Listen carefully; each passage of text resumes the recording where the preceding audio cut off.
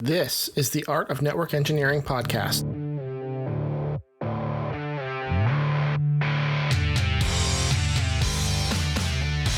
In this podcast, we'll explore tools, technologies, and talented people.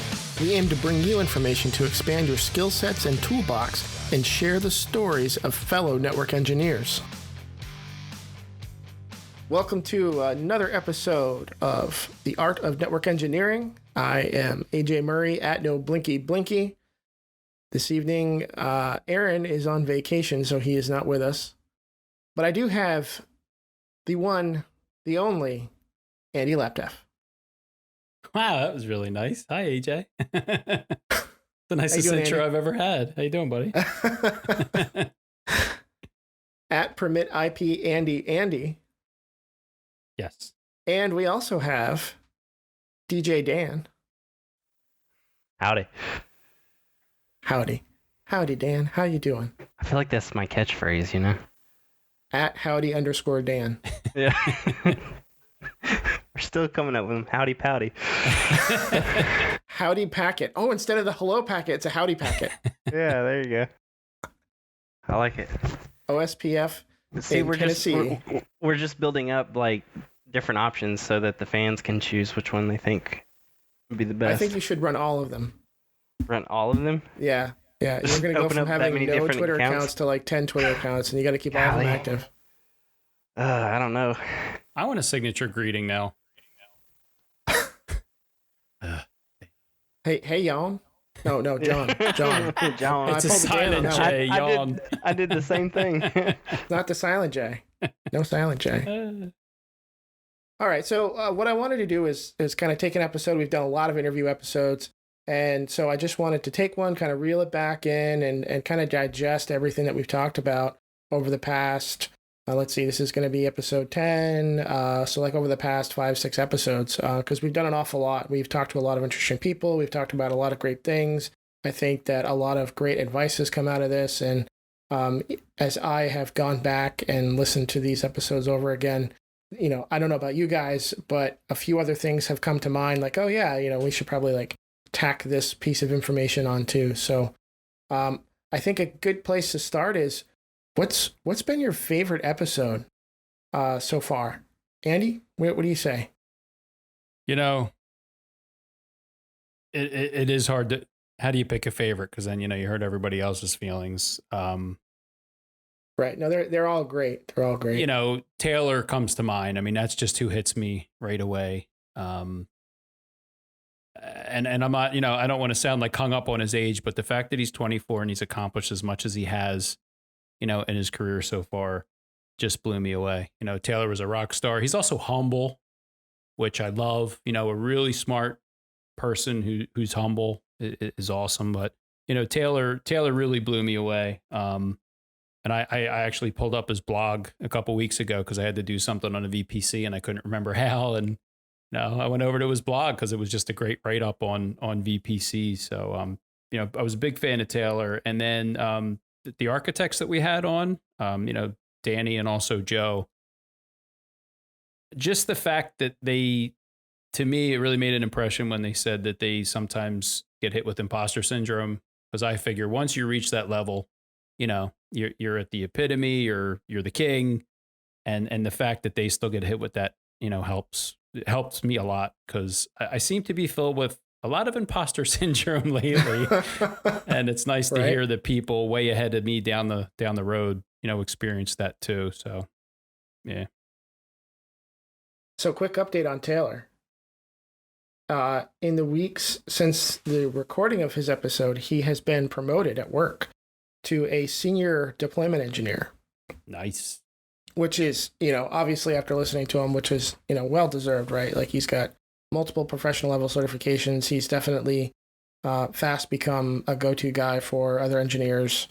You know, they need a question answered on something, given topic, you know, they just kind of go to him and ask his opinion about, you know, how to route traffic through a network or whatever the case may be.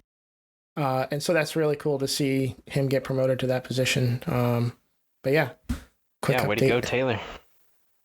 Quick update on Team Money, as he is called at work. Would you like to talk team about money or team would you like money? to talk about your update? I mean, we can. Yeah, sure. Let's hear it. I mean, I don't. You're gonna put me on the spot like that. I guess I don't have a choice. Well, you know, I think it's worth mentioning. Yeah. So I too was promoted to a senior network engineer and team lead for the Northeast Enterprise Infrastructure team. I will have 5 to 6 engineers reporting to me. One of them is Taylor, which is really cool to be his manager again. So I'm pretty excited about that. But I really like the approach that Red River is taking for this. It's not just like, okay, you're promoted, here you go, good luck. It's going to be like a walk or crawl, walk, run kind of scenario, right? Like there's definitely a lot of internal processes that I'm not familiar with, and just kind of how leadership takes on different forms there. And so it's going to be this kind of gradual rollout where, by the time January 1 comes around, I'll be doing all of those things. So, I'll get to approve statements of work and assign work to guys and approve time cards and all that good stuff. And then plus, like Taylor, I'll also be a resource to other engineers that need help with stuff. And I'll get pulled into some pre-sales conversations, which I've already kind of been doing anyway, but now the process is more formalized. So, pretty excited. So congrats, man. Yeah. Congrats. Thank you. Awesome, Thank dude. you very much. That's And awesome. was that after you got your NP? Yeah. So I was told explicitly, it was like, hey, look, this is not happening because you got your NP, but it helps. Okay, Right. Like gotcha. if you're going to be in a senior position, it definitely helps that you have professional level certifications. Gotcha. Well, thanks for clarifying on that. So. Yeah. And Absolutely. I've always wondered how those kind of promotions work. Like, were you doing the job, like in some, I guess it depends on the company and the culture, but sometimes you're doing that job before you get the promotion, and then they finally give you the position and the money. So were you in that position or not really? This is going to be kind of a different kind of role for you. Yeah, this is definitely a little bit different. Okay. So I've been in that position that you're talking about, and I can get to that in a second how that worked. But in my situation here, my boss came to me and said, "Hey, we're experiencing some kind of unplanned growth, and this is kind of how we want to move forward. Would you be interested in being, a team lead?" And I was like, "Well, yeah, absolutely." Yeah. So that was really cool to kind of be thought of for an opportunity like that. But the scenario that you're talking about, I definitely worked at a place where I was hired on as a network admin, and there was no formalized IT department, but there was definitely people that did IT-like things. And since I was the newest one there, in order to kind of help me out, I started to pull them together, and we would have meetings and talk about okay, what are you working on and how can I help you? And, we would just kind of start to share that knowledge with one another, and it became super helpful. And it got recognized that hey, you're kind of already doing this, so why don't we just kind of formalize that process and give you the title and increase your pay and make this a formal thing. So yeah, it's interesting how it plays out differently, in different situations and cultures. Yep. Congrats, man. Awesome. Yeah, super excited. Very, very excited. Dan, what was your favorite episode so far? Well, I'm kind of like Andy. I've had several that I've liked a lot. I've liked talking to the architects, and kind of like what Andy. I'm just gonna copy Andy on this. It was nice hearing them say that, though. For real, it was nice hearing people who have that architect title say that they still feel imposter syndrome. Like, it's good to hear that. But I think it may be because we just did it. But Eugene's, I liked his story so far about how. And it's like, a lot of people start in the help desk, right? And that's not what was special about Eugene for me. It was more because he started in the mailroom technically, and he showed his interest in getting into the IT world and getting into the help desk. He also made personal relationships with the people, and I think that's what helped him get his foot in the door into the IT role. So I think it's part of the drive that he had to make that happen. I like that. I like hearing that. Yeah. Yeah, I liked his approach. He was in one very unrelated area of the business, and he just really kept on, communicating with the IT department, really making it clear that he had an interest, and, they kind of fed into that. And when an opportunity came up, they thought of him, and they pulled him into the team, and that that saved him. You know, that he said that he was due to be downsized had he not made that move, and so it was really, you know, smart on his behalf to like establish that rapport and kind of create that opportunity for himself. Right. Yeah. Plus, the dude's motivational, so. Totally. Yeah, I don't know if you guys have kept up, but he's still going. He's still doing it every day. They got those motivational tweets. I've started to look for him. Like the first thing I do when I like kind of, you know, get to work. Me too. I'm now looking for Micheline's and Eugene's tweets now. Like Yeah. I'm searching them out just to get a nice dose of, you know, positivity. So there's an episode I am completely jealous that I missed. Micheline's episode. I love Micheline. Yeah. She's such a wonderful soul. She's so knowledgeable. She's helped me out professionally. You know, like I had some questions about ACI, and she was like the first person I thought of. You know, last summer they assigned me to an ACI project, my first Cisco ACI project, and I was like, there is no better person in the world to talk to about where do I start on my ACI journey than Micheline Murphy. And I'll never forget it. I went to her and it's just like, hey, you know, I'm going to start learning Cisco ACI. And she's like, my congratulations and my condolences on you starting your ACI journey. Yeah. And I kind of get why she said that now, but Yeah. That's pretty funny. But no, it was super fun. I've worked with her. You know, like I said, she kind of taught me a few things. She gave me some advice. We were both delegates for Tech Field Day, Networking Field Day 21, and it was an opportunity. We both got flown out to San Jose, and along with all the other delegates, and we got to meet and hang out. And she's super cool. It was so much fun. But you bring up imposter syndrome, and one of the things that happened at Network Field Day 21 was there was another guy there, also an architect. His name's Bruno Woolman. I hope to get him on the show sometime. Super cool, very nice guy. So he owns his own business, consulting business up in Canada, and he's an architect, consultant, and he also does the work. Which I think is really cool, because I don't think you find a lot of people that, you know, get to that level and still are the ones that are installing the gear from, you know, A to B. Right. And so he has all of this experience. And the last night we were there, we were having this dinner, and I kind of mentioned to him, like, oh man, I had like such serious imposter syndrome. Like I find it hard to kind of get that first question out. But once I did, I felt a whole lot better. But and he's just like, oh man, you're not kidding. Like I still have that too. And I'm just like, what? Like you still have that? Like you're a CCIE, you got your CCDE, you do all this stuff day in and day out, and you still feel that way? And he's just like, oh yeah, totally. Like, because it's your reputation that's on the line. If you say, you know, one wrong thing or you know, whatever, it can definitely bruise your reputation. And in his case, it could hurt his livelihood, right? Like, you know, because that's how he makes his money. So I found that very refreshing and comforting to hear when people in those kinds of positions still kind of get that angsty imposter syndrome feeling. Well, that's an interesting perspective, because I guess, the higher up the ladder you climb, people expect you to know everything,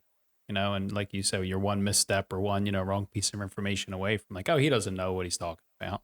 That's a whole different kind of problem to have. Yeah. Right. Yeah. I think it's hard to pick like one favorite episode. There's definitely things about every single one of these that I love. And what I do absolutely love is the feedback that we're getting. I know I continue to bring this up every time I run an episode, but I'm not going to stop, because we are getting just so much love from our newfound fan base. People tweeting about us, it completely unprompted, right? Like I'm not paying people. I'm not asking people to go out and do this stuff for us. You know, I just log on to Twitter one day and I see somebody's tagged our Twitter account and just saying, oh man, I just found this podcast. It's great. I listened to it while, you know, I'm cleaning my car or whatever. And it's just so cool. It is so very cool that people are finding us and sharing us out. Oh yeah, definitely. I even me, who doesn't have much of a social media presence, you know, I had that Josh guy reach out to me. And that was kind of cool, because it's like a sister company, right? We don't really have any ties, but they're the same company, just in a different state. There's a federation between them. Right. And so it was kind of neat reaching out, and we talked a little bit about like what what our different networks looked like and stuff, and it was just kind of neat hearing other people's stories about that. I forget who said it, if it was Knox or whoever, but I thought the nicest compliment I've heard so far is just calling it authentic. That it's, it's genuine. People are vulnerable. They're sharing their stories, warts and all, failure plaques, et cetera, et cetera. I just thought that was, it's great that people are enjoying it and getting something out of it, and we are too, But the fact that, was it Knox? I think, he's a heavy hitter from my perspective. People know who he is. He's got a lot of people, that he trains and is following him. And for him to throw an unsolicited, compliment out there and just, say that he thought it was so authentic, just really, I don't know, that stuck with me. When we started this, it's not like we had like a written down mission statement or like, this is what we're going to accomplish and this is how we're going to do it. And here's our master plan. It was a great idea you had. And, you invited us and we were on board. So it's kind of been, I don't want to say like loosey goosey because there's been a lot of work that's gone into it, but it's, there's not a grand plan of, what we're going to accomplish here. And the fact that it's people like it, and that, and that somebody says it's genuine. We're not on here trying to pretend we're like something we're not, or like, oh, look what I did and look how smart I am. I mean, there's some technical, programs you'll listen to. Did I just date myself saying program? So, you most certainly did. The program, like some technical podcast you'll listen to, and like, I don't know, 5 minutes in, I'm just like, I don't want to say bored to tears, but we work in technical stuff all day, like in reading white papers and protocols. And like, I don't necessarily want to listen to an hour of that. You know what I mean? Right. I guess it has its place. And for some people, maybe they love that. But I don't know. I really, the feedback's just been phenomenal, AJ. It's been great. Yeah. Yeah, it has. And like I said, I love it. And Knox is, boy, man, when I signed into Twitter that day and I saw him, giving us a huge shout out like he did, that was shocking. And then to even kick it up a notch, he even went so far as to say, like, I don't even like podcasts, but I love these guys. Yeah. How many people have said that? Like, I don't like podcasts. I don't even listen to them, but you got to check this one out. Like, it sounds like a paid advertisement. You know what I mean? It's not, I swear. I know we don't have any money to give anybody, but it's like, it's funny. Yeah. That was very neat seeing that. Yeah. Yeah. And I guess for anybody listening who doesn't know exactly who we're talking about, Knox Hutchinson, CBT trainer. He is at data_Knox on Twitter, and he has his own YouTube channel with pretty close to 10,000 subscribers. And he puts out some really cool videos about, for one for me that I really like watching is his CCIE journey. Yeah. So, he's going through all this training. He's putting together all this stuff for like CCNP Encore, the SD-WAN exam. He did some stuff on SD Access, so he's doing all of this stuff, producing all this training for CBT Nuggets. Like, that's obviously like the next logical step, right? It's like, if you're doing all of this work, why not just go for it? Go for the CCIE. And it sounds like while he's studying, he's just kind of waiting for the test center in Texas to open up so he can go ahead and schedule that CCIE lab. So I guess you can't do the CCIE lab remote, right, from home. That's got to be at a center. No, that's a on-site at the center kind of thing. Is it still an 8-hour thing? Yeah. Yeah. Man. I think the first 3 hours are design, and then the last 5 hours are broken up across deploy and T-shoot in there. And then I think there's a little bit of like, manage lifecycle stuff.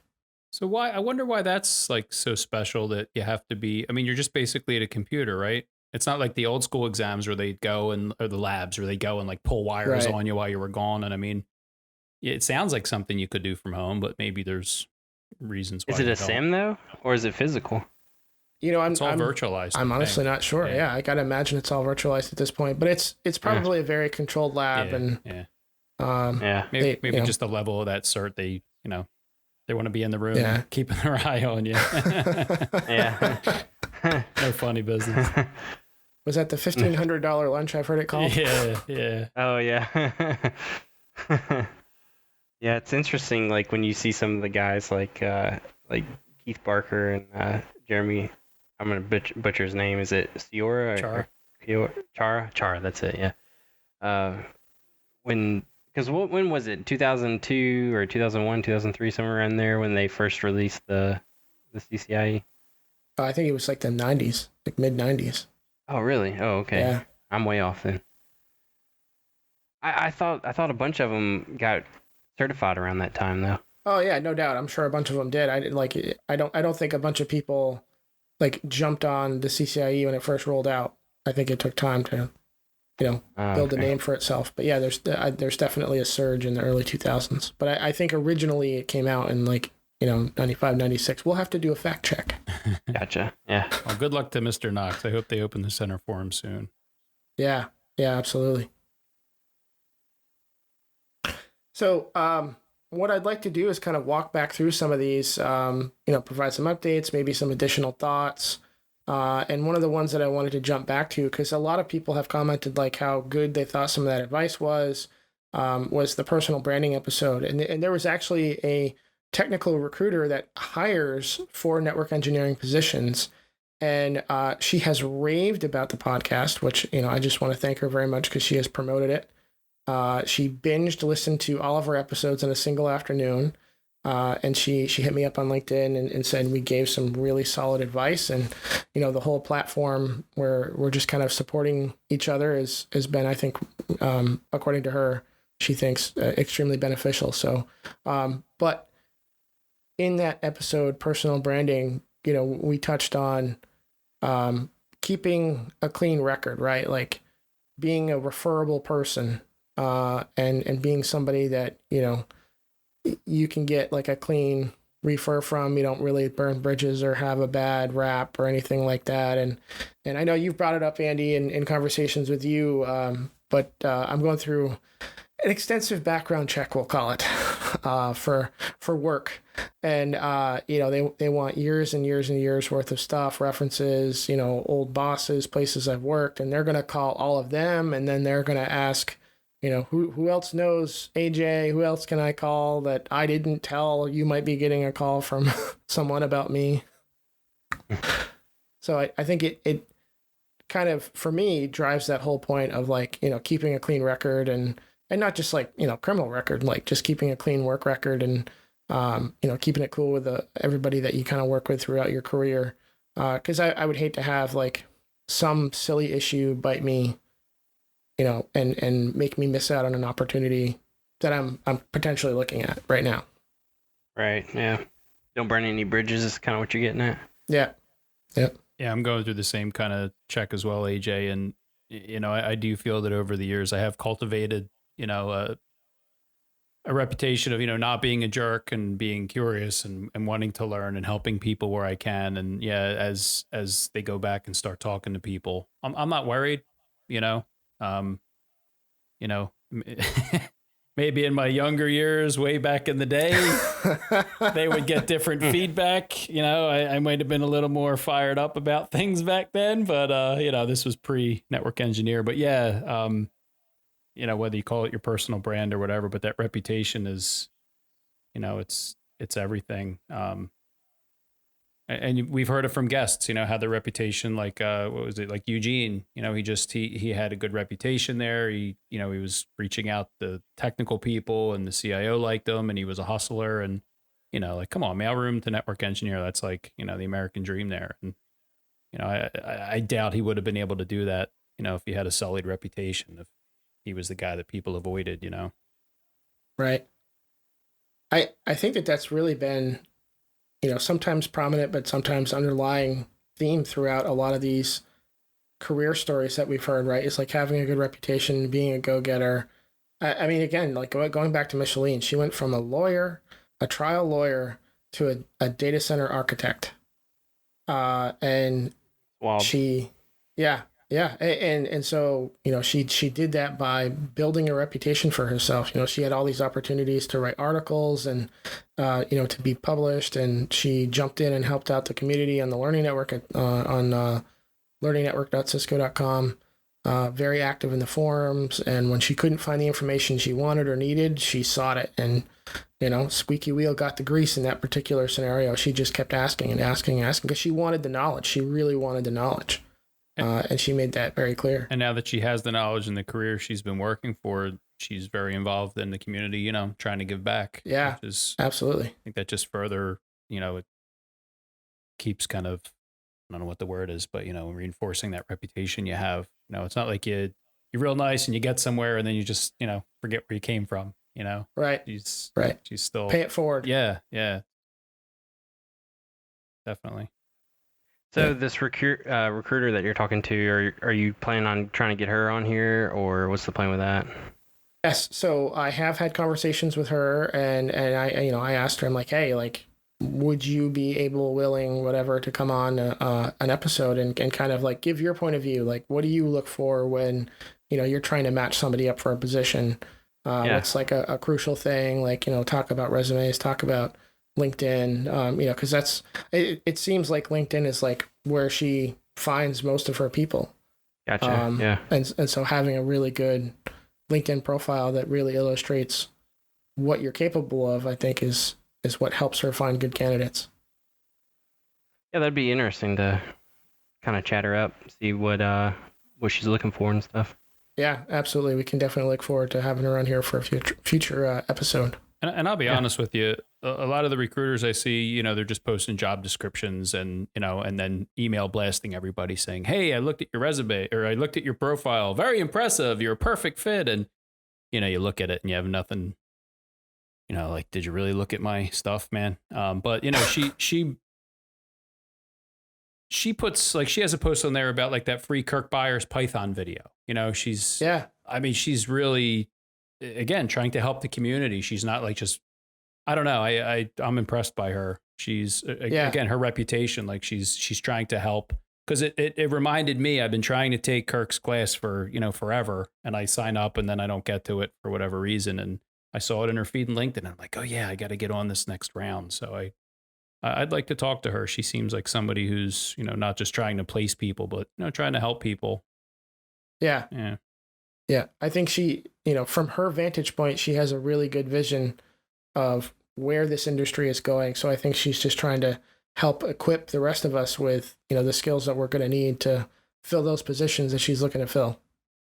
She's going to listen to this and be going crazy that we're not mentioning her name. Should we give her a plug? Yeah. Should we tell everybody Brittany Mussett, Mussett? Yes. You know, she's going to die if we don't mention her name. And I'll check with her and make sure that she's okay if we put a link to her profile in the show notes. And if she approves it, you can go to the show notes, look her up, and connect with her on LinkedIn if you're looking for a new career. Yeah, definitely seek her out, because I really get the impression she will do her best to help direct you or find a position that matches you. Awesome. So what else is new, guys? Dan, I know you've been you haven't been around for some episodes because you've been busy doing some site cutovers. Can you talk a little bit about that? Yeah. So currently we are going through a network upgrade on a lot of our branch offices. We had a Cisco stack, you know, router switch, and then a cellular router, kind of like a Cradle Point, you know.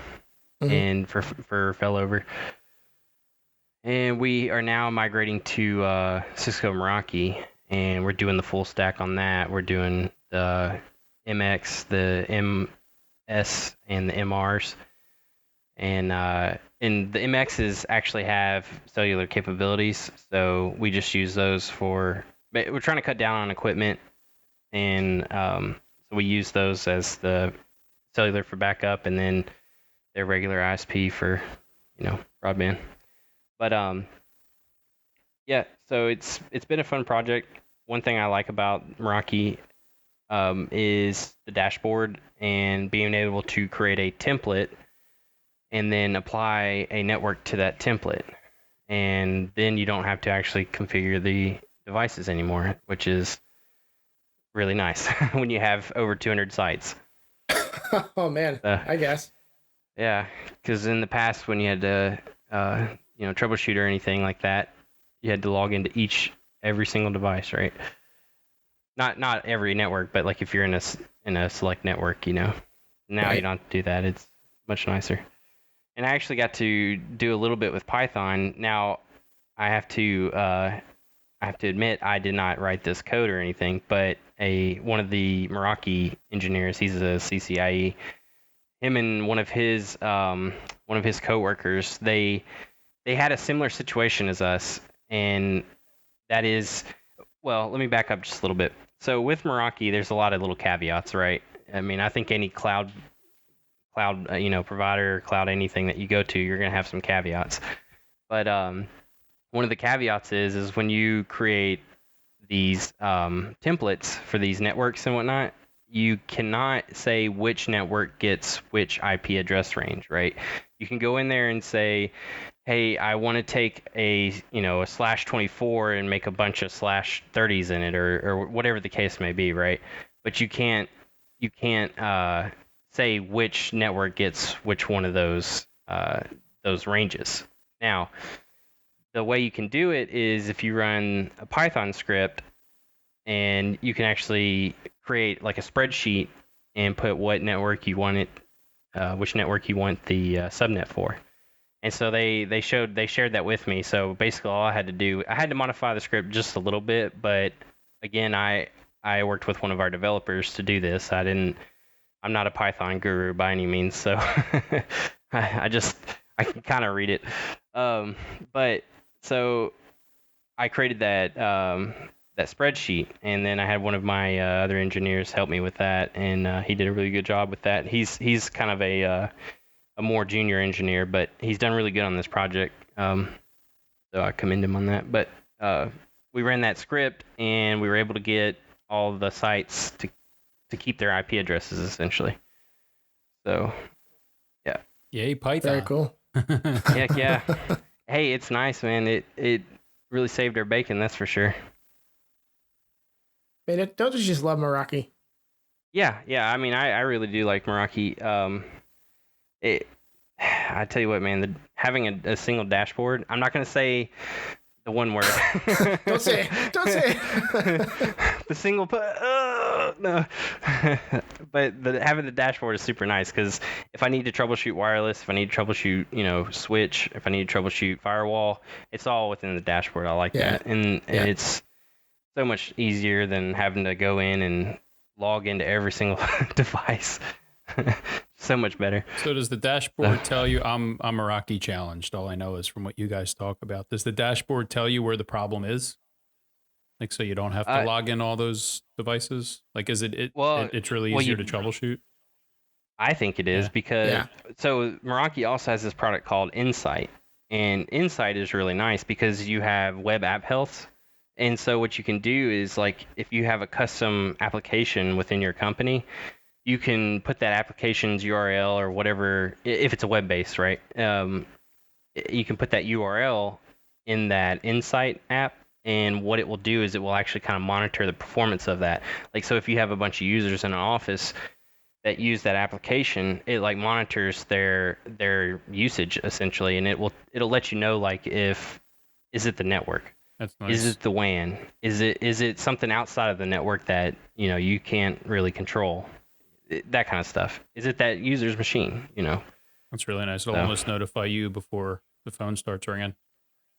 Yeah, it's pretty good feature. And then also we have I think a lot of people have VoIP in their networks now, and these branch offices are no different, right? And one thing it will do is it'll do a voice health, or I'm probably saying that wrong, but basically what you put in there is your VoIP servers, and in this case we have a third-party contractor that does that, and you put in their voice servers, and it basically does like a WAN health check on like what your performance to those servers would be.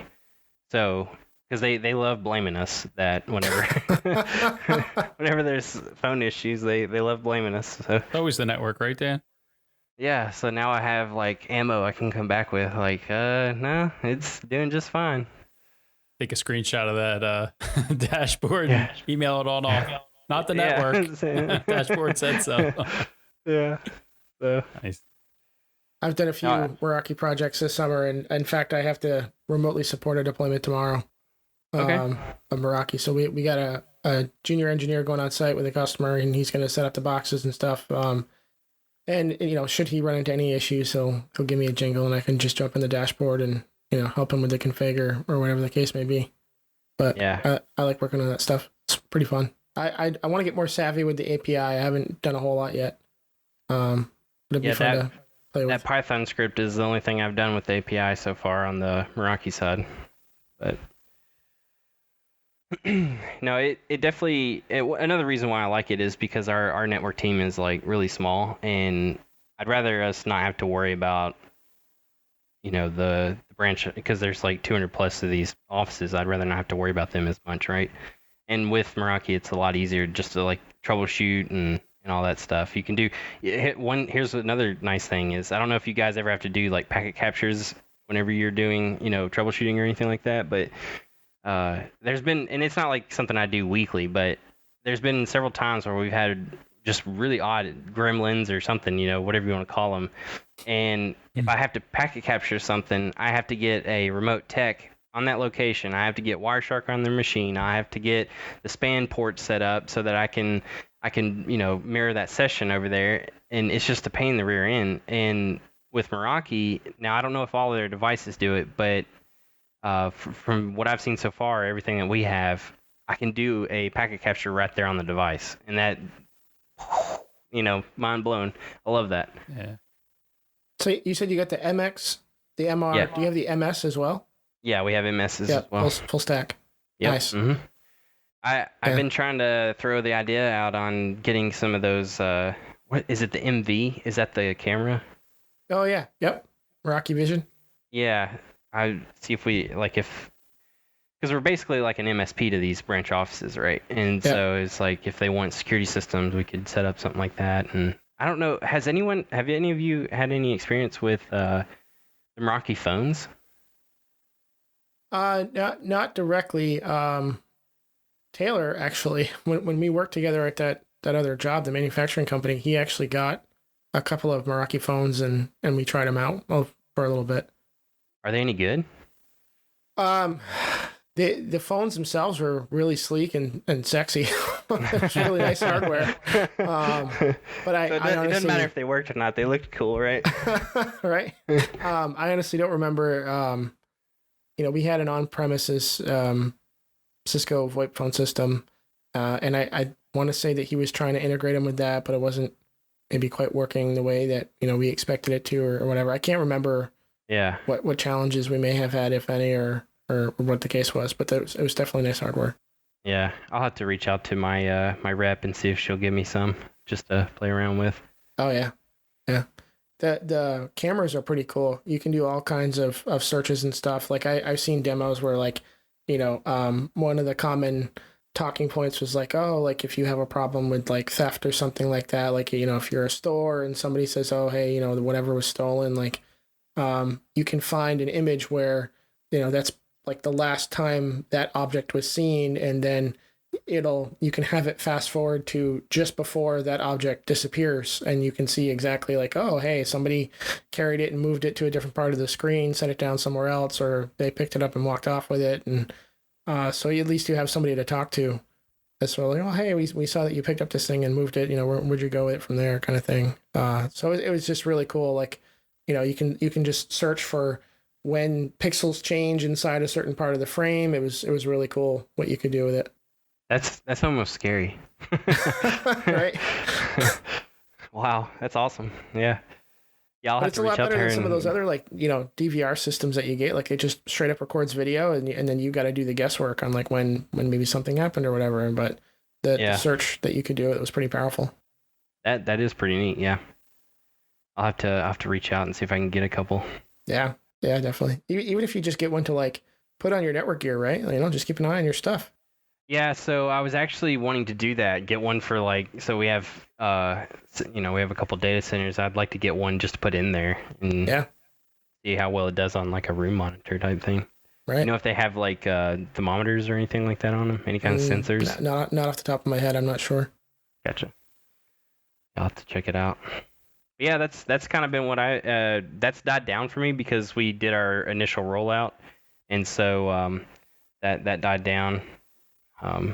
Yeah. Now it's Cool. moving and grooving. Excellent. Glad to hear it's Rocky. going well. Rocking the Meraki. Andy, what's keeping you busy, man?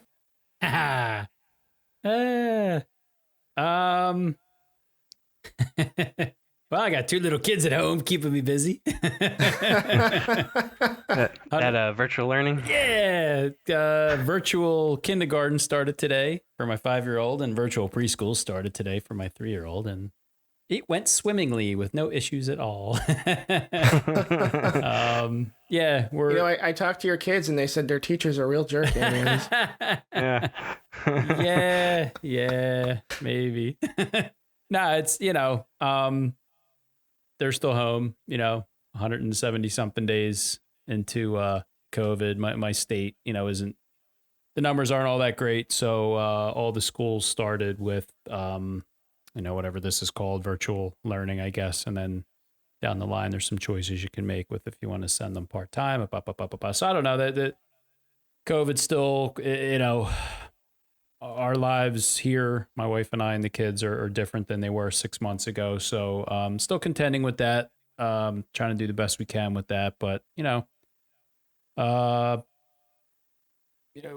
work is busy. I'm getting pulled into some kind of, cool stuff that I didn't know before. I got pulled into some Azure stuff. I had to kind of reverse engineer our Azure build to create some documentation. So I got to learn. It's kind of like a week or 2 of just fully ensconced in Azure, and that was really cool. Standing up some servers for the first time in my career, or helping get them stood up. Doing some NFV stuff, some network, function virtualization. There's going to be some IPsec head ends that we're standing up, on an appliance on some servers. So that's pretty cool. And I'm shortly getting pulled into Junos for some other project we got going on. But, work is busy. Kids are home. Trying to navigate that the best I can. Besides work and home, my YouTube channel, has been surprisingly, it's done much better than I thought it would. So it's something I wanted to do for a while. When the podcast kind of kicked up, I thought, oh yeah, let me finally get my, we're talking branding and this and that. And I guess it'd be a good opportunity. Let me try to get some content out again, just with the thought of, how can I give back? How can I help the community?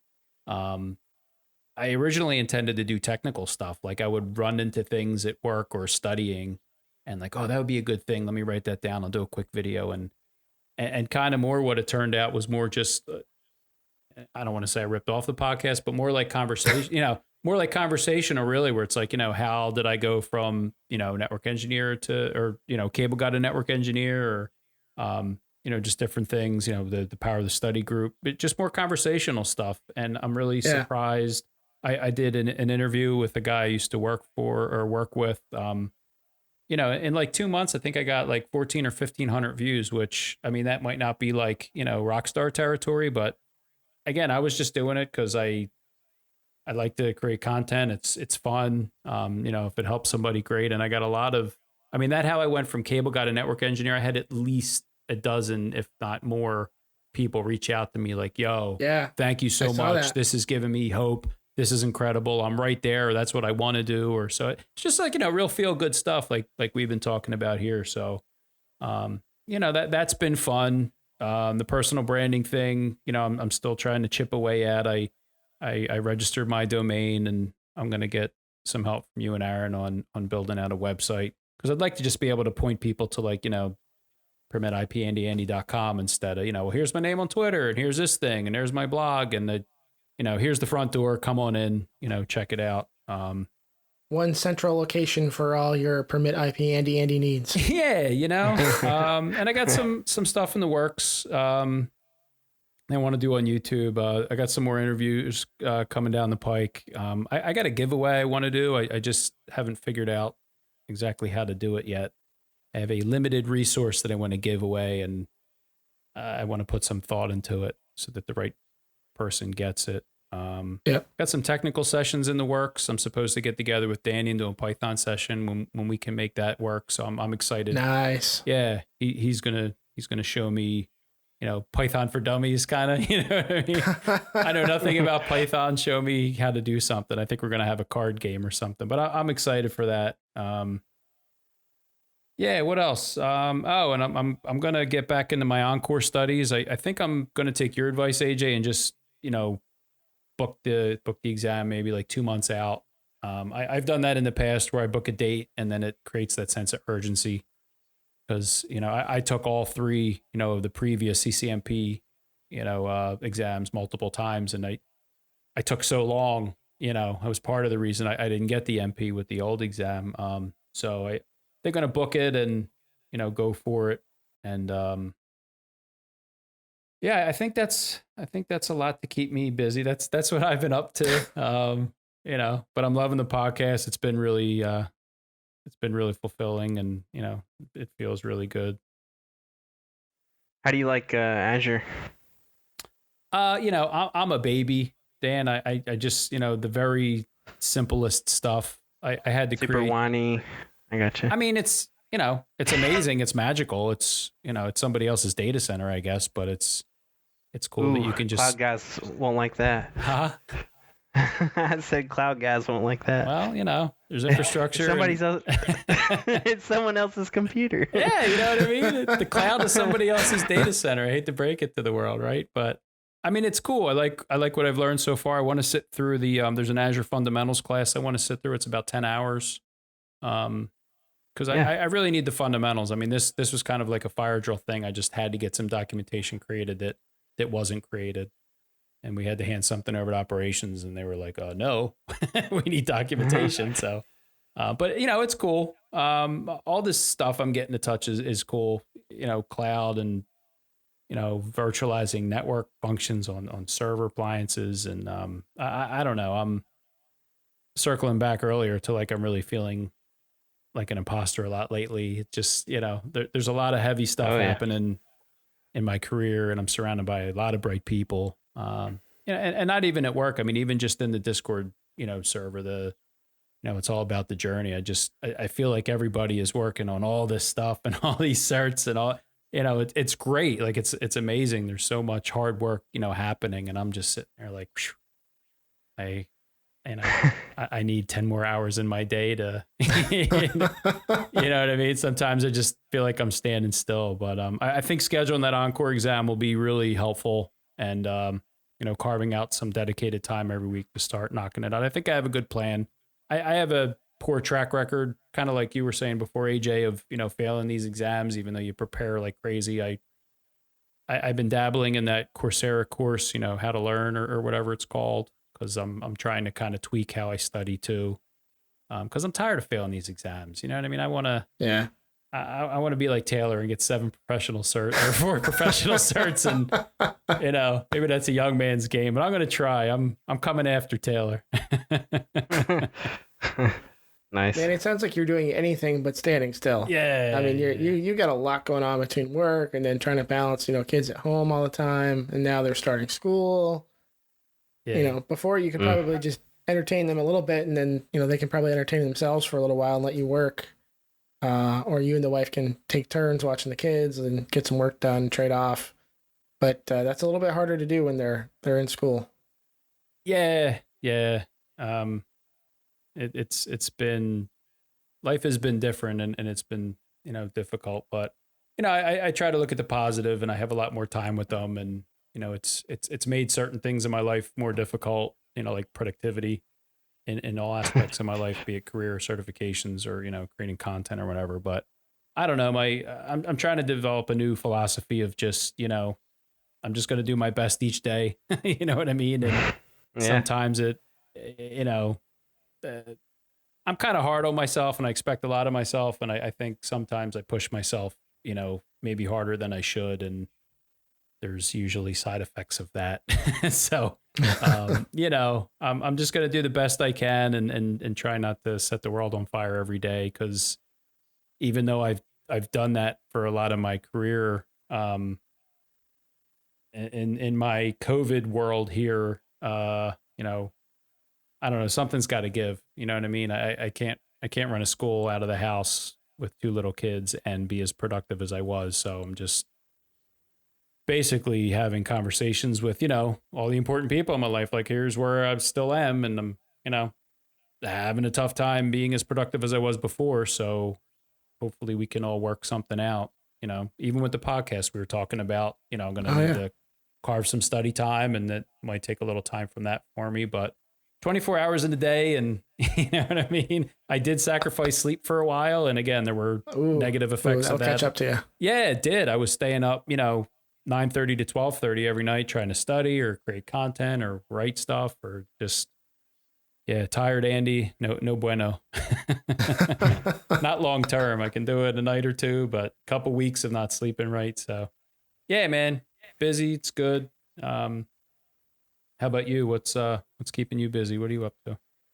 You know, I can't help but feel a little bit guilty about the whole COVID situation, because things up here in Vermont are really good. I mean, honestly, like, the cases are low. We're like one of the lowest in the country, if not the lowest in the country. We have like very few like daily cases. I can't remember the last time we had a death, honestly. And everything's functioning, right? Like, we've gone out to dinner a few times. We have a functioning daycare. My son started kindergarten today. And you know, it's my wife and I, we got really connected to the idea of like sending him to a traditional school and having that, you know, first day of kindergarten where we put him on the bus and all that stuff. And because of COVID, it didn't shake out that way. And we were really kind of like, you know, upset about that, because that's not a memory that, you know, he'll get to have or we'll get to have. And we were just kind of so attached to that because it was like, quote unquote, traditional. And our daycare came up with, at the last minute, they kind of threw out this, hey, you know, what if we did a private school thing for kindergarten through 3rd grade? Would anybody be interested in that? And a bunch of families, you know, kind of jumped on it. And so that's the avenue we went. And we think it's going to be a great option for our little boy. He gets to hang with the same teachers, some of the same friends. He still gets to go to kindergarten. And, you know, sure, it's not hop on a bus and go to school like everybody else, but, you know, he still gets to do it, and he'll still be in 1st grade next year, and everything still happens, you know, somewhat according to plan. So, yeah. But yeah, things have been pretty good as far as COVID goes. Hopefully it stays that way. A bunch of colleges fired back up this past weekend. Everybody's back in session. A lot of them are, you know, doing the hybrid thing, you know, some on campus, some online. Students can opt to do the whole thing online if they want to. Some of them have opted to come back, and hopefully that doesn't, you know, bring COVID in from the outside and skyrocket our numbers. So far, the signs have been pretty good. I think most of them had been back for a couple of weeks. I think they were kind of required to move back up in quarantine before they went out and to the public and started attending classes and stuff like that. So far, so good. We'll hope that it stays that way. I think they deserve a shout out. These school systems having to get virtual learning, and oh man, no like, joke. Because I think they kind of pulled that the last minute, didn't they? Yeah.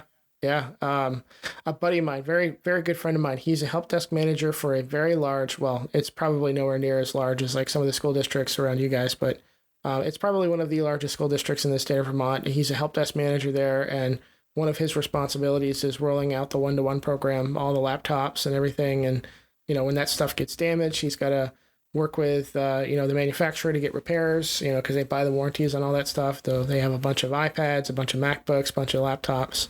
And he said that he was trying to get a new shipment of laptops for devices this year, and the OEMs are just out straight. He normally gets them in like July or August, so he has plenty of time to build them before the first day of school. And he couldn't go with his normal choice. You know, they're normally a Dell shop. Dell just could not get them. They couldn't even say like, hey, we can have them by this time. They just had no lead times for them. And so he had to go to HP, and he said that HP is not going to have them until like December. So there's a bunch of kids starting in COVID times, and they're getting like, you know, 5-6-year-old laptops that they would normally have retired this year. They got to recycle them and put them back into service. So it's wow. Yeah. That's been another kind of amazing side effect of all this, is just how the supply chain is just kind of, I don't want to say crumbled, but like, you know, you can't buy a laptop You know what I mean? It's just amazing to me. You know, Yeah. I guess the world wasn't built for, everybody buying computers at the same time. You know what I mean? Like, oh, school's starting and we're all home. We need, 7 billion computers now. Like, it just, they don't have that capacity, I guess. They can't spin up extra capacity in the cloud, right? Like, There you go. They got to build these things. And I'm fascinated. I know we're not scientists and stuff, but I'd love to know, like, how, Vermont had 1 case Saturday and my state had 1,000. Like, you know what I mean? Like, what are the, I think you guys should be the, the barometer, like do what they did, or, Well, is it rural or are you guys all far apart from each other? Like, you know what I mean? What's the secret I think sauce? we got a lot of things going for us, right? Like in the entire state of Vermont, there's give or take 650,000 people. You might get that in like a square mile in New York City, right? Yeah, like that's a lot of people. That helps, I guess. You're not on top of each other. Yeah. Totally. Right. Totally. We're not on top of each other. We don't have public transportation to speak of. It's not like we have a subway system or anything like that. We do have buses that kind of go around, but they're not jam packed like you would find some, trains or subways or whatever.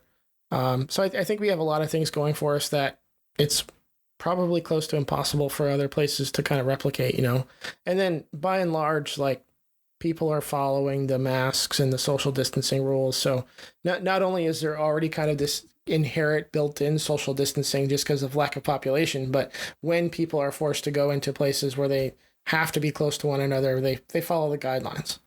And I think it's kind of proven that, that kind of stuff, the masks and the social distancing are keeping the numbers down, at least for us up here. Yeah, definitely. And I guess the population, I just Googled it. So you said, look, 600,000 population in Vermont? 650,000, give or take, yeah. I just looked up PA for the heck of it, 13 million.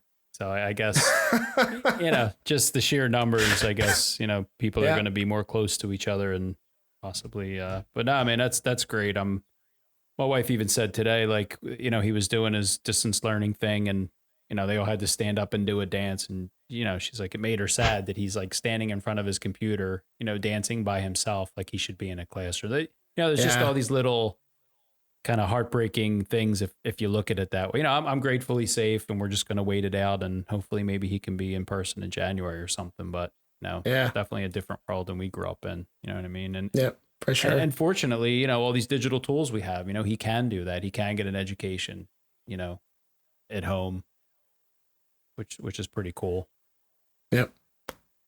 Life still moves on. Yeah, it does. Well, speaking of moving on, I think now's a good time to put a bow on this thing, man. Any parting thoughts, guys? We can't end on COVID. We got to tell a joke or something. You guys have any jokes? I can't tell a joke. It was such a good episode. We can't end on COVID. Right. Dan, tell me a joke. I don't know, man. All right. No Tennessee jokes? No Tennessee jokes. No dadgum jokes from Dan?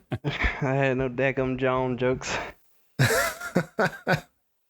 I don't know. If I had a closing thought, it's just that thank you, AJ, for inviting me into this thing. I'm not trying to be cheesy or whatever, but this has been kind of a shining light for me, in some weird times in the world and just at home and the added stress. I really look forward to doing this and talking to you guys and meeting the people we've been meeting. And, this has just been really nice.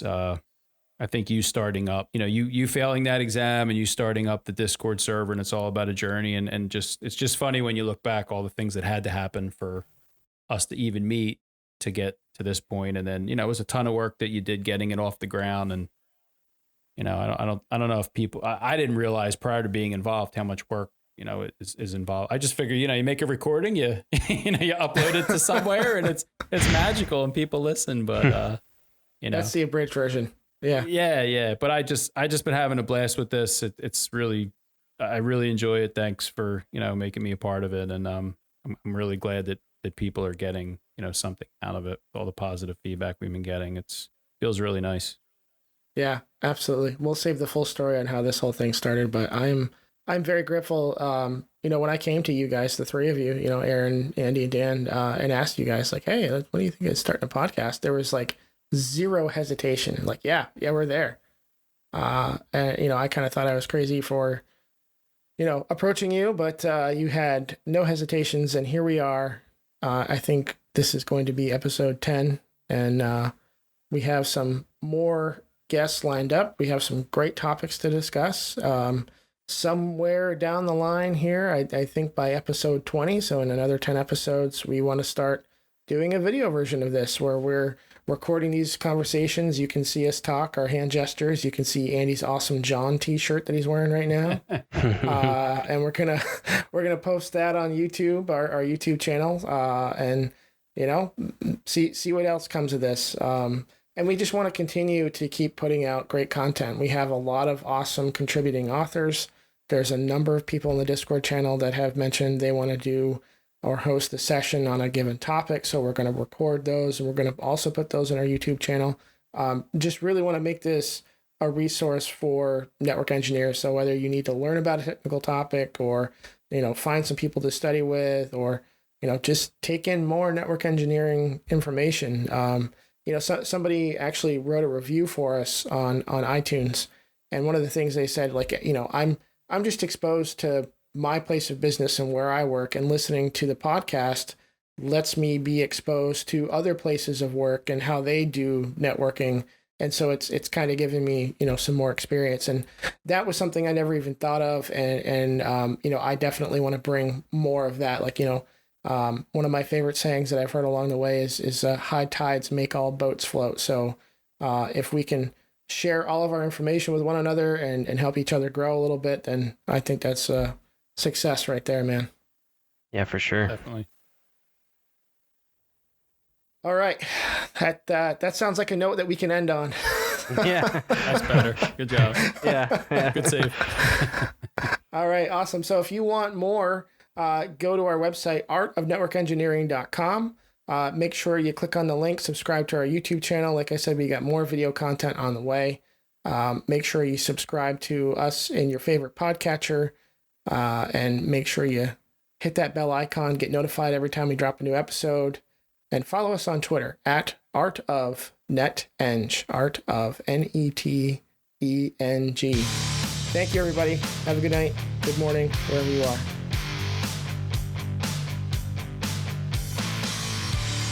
Hey everyone, this is AJ. If you like what you heard today, then make sure you subscribe to our podcast on your favorite podcatcher.